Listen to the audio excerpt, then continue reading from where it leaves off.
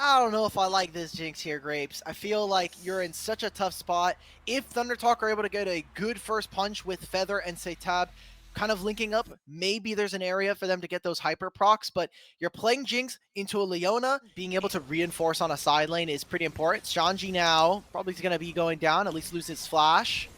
Yeah, here comes Feather.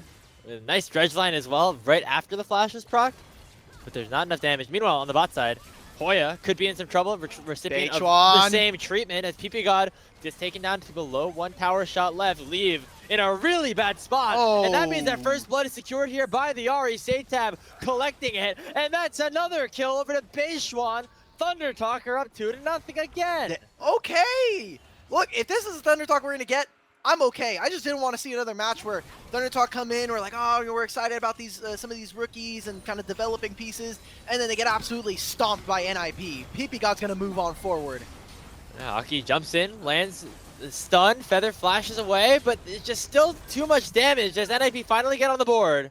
It's Aki who picks up that kill, Dragon available for them to take. Maybe an answer here onto Shanji. He doesn't have ward here. Oh no.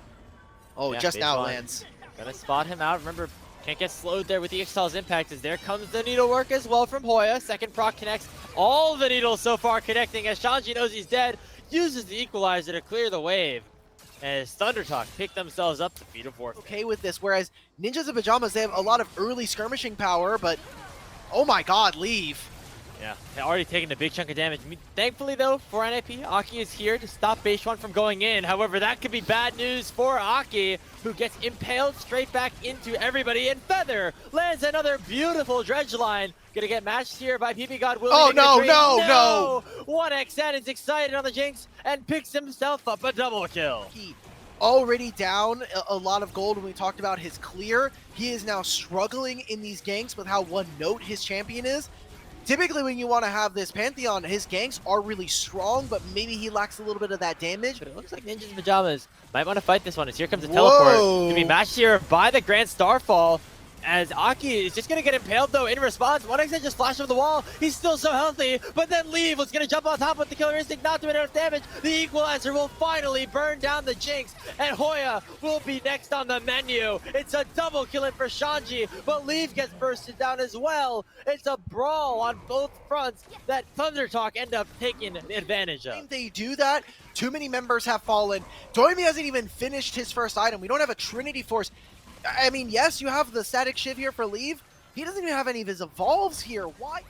All this damage on Ahoya is nice. He can teleport if he feels like he really needs to be full HP for this play, but PP God's by himself. Oh, yeah, PP God, oh, he might be in a little bit of trouble, that's to say the least. And speaking of trouble, Aki, where are we going, bud? We're on the wrong side of the map. Blast coating over just basically to your doom, as that's going to be Feather picking up the kill. Jinx now fully excited as ThunderTalk might have a big dominating team fight here. There's a third kill picked up for them. And here comes Leave. He dashes forward the Killer Instinct. Charm goes wide. Hoya still alive. The hook lands on Adoibi. He's trying to find something back. He barely will be able to fall, but finally Leave will get himself a trade. Another 3 for 3 across the map. He is nowhere near these items completion. So I feel like NIP are pulling the trigger too early, and they're putting the game state in a part of the map that is just not playable for them.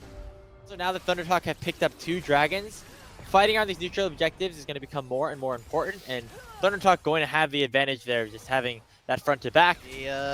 Potentially a Herald here started. They don't really want to give over mid priority. Oh, PP God try and fight. Getting caught out again. The face checking went just way too far as Hoya locks down the kill. Oh, Beishuan! He lands a max range impale onto Shanji. Leave ulting over to try to find something, but it might just be toast. Tab dashing forward, looking for Doinby. It's a 4-for-1 fight for TT. Oh, and a max range Sharmanaki as well. Not gonna be able to finish that one off, but ThunderTalk with 1xN pushing with 3 grubs are gonna break open this tier 2 mid. They get 2 turrets mid, they'll grab the Rift Herald. ThunderTalk have come to play and finish out this series. On through, it's going to be Shanji on the back end. Aki can use his ultimate here, but he's in no man's land. This miscommunication, I mean, Doinby's already teleporting bot. There's no way that Shanji is going to be able to get a steal there, and now he's just probably going to pay for it with his life. The tier 1 tower is blocking, but nice job by Beishuan to try to cut him off. Ultimate's gonna come in. Aki will join the fight, and actually really nicely done by Shanji. Makes it a 1-for-1 trade onto Beishuan, but still not a good situation overall for NIP. 3 turrets on the opposite sides of the map. Doinby will get a little bit of gold on bottom lane, while 1xN and Setab finish this top tier 1. Dominant teams here in tournament. Now they're for Thunder Talk. Their opponents are going to be able to take another turret here.